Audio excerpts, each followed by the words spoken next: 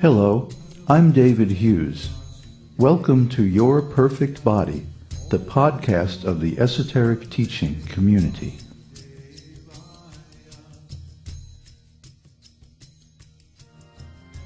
Today's selection is an essay entitled The Miracle of God's Love.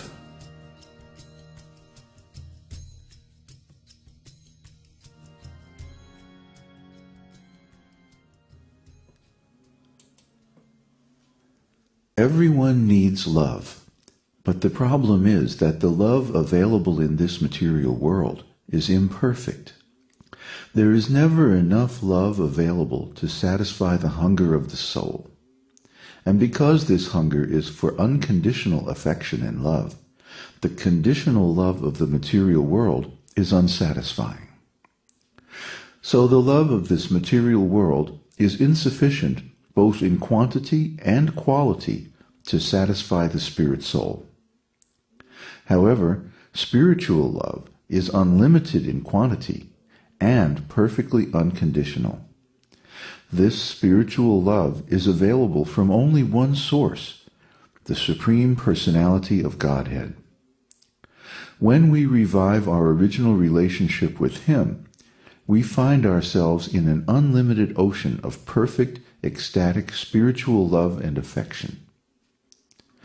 This spiritual love alone can satisfy the spirit soul, who has been wandering through the material world for many, many births, searching for perfect love.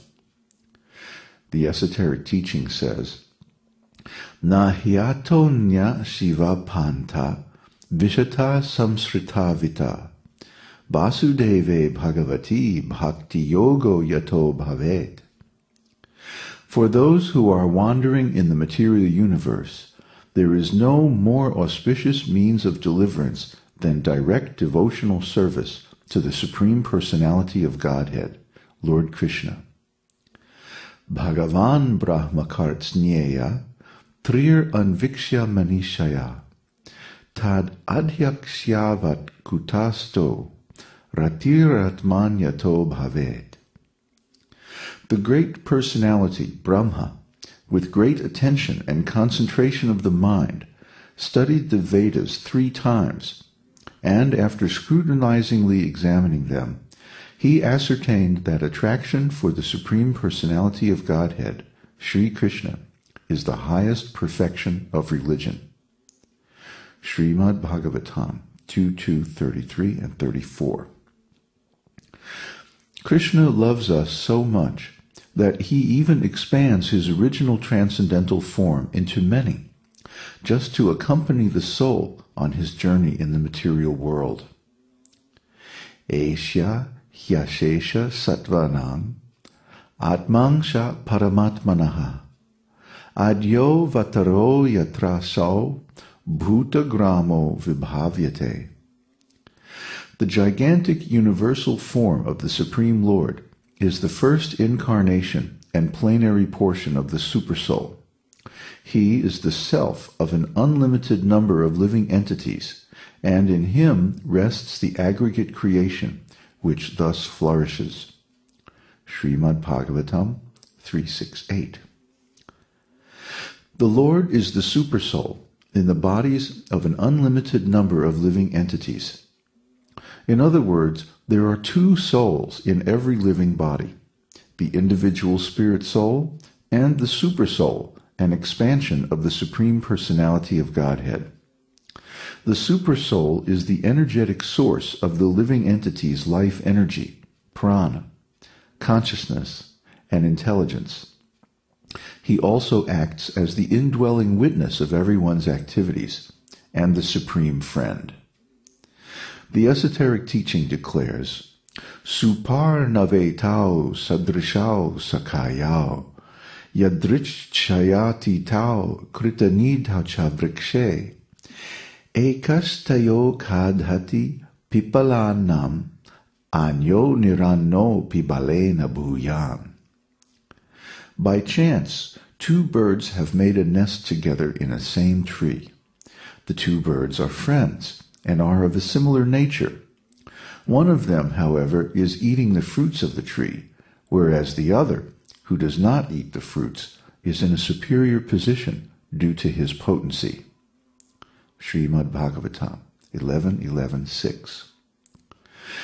The eating bird in this verse represents the materially conditioned soul, tasting the fruits of the tree of the body, happiness and distress. Whenever we contact the material energy with our consciousness, we hope for enjoyment, but the experience always has some component of suffering. This is the imperfection of material life. However, we can mitigate all our suffering by making the Lord, in his form as Supersoul, the source of our love and pleasure. The Katha Upanishad 3.1.1, Mundaka Upanishad, and Sveshvatara Upanishad 4.6 confirm this. Samane vrikshe purusho nimagno nishaya sochati muhyamanaha justam yada pashyatyanam mishamasya mahimanam iti vitashokaha. Although the two birds are in the same tree, the eating bird is fully engrossed with anxiety and moroseness as the enjoyer of the fruits of the tree. But if in some way or other he turns his face to his friend, the Lord, and knows his glories, at once the suffering bird becomes free from all anxieties. So this is the secret of divine love, spiritual love, and lasting happiness. Somehow or other, we must become conscious of the Supreme Personality of Godhead as the Supersoul within the heart, and rediscover our relationship with him. The experience of transcendental love results in spiritual ecstasy beyond any comparison with any other kind of love. Here's a description from the esoteric teaching.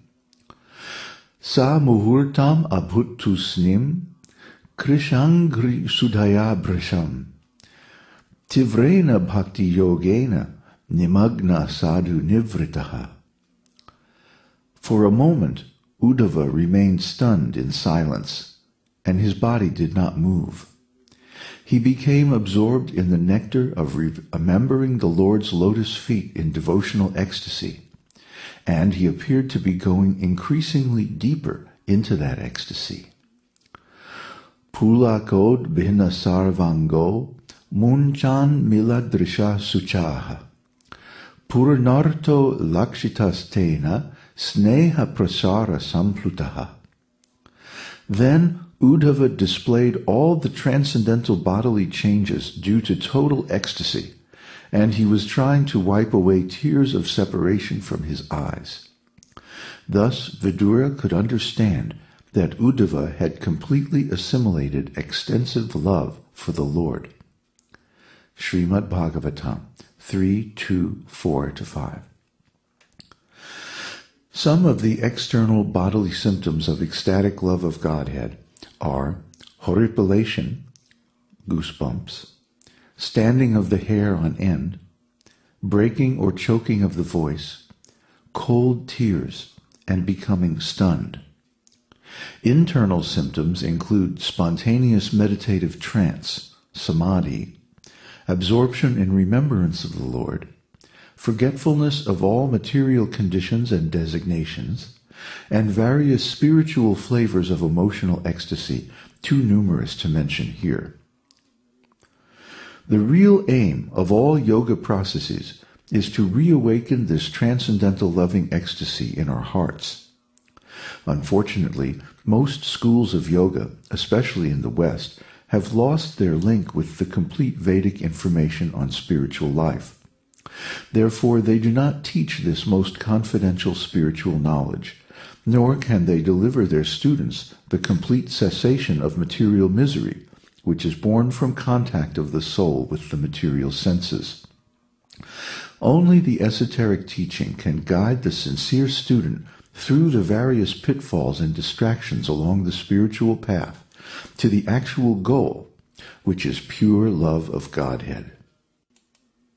Tesham satata yuktanam bhajatam pritipurvakam dadami buddhi yogam tam yena mam upayanti te.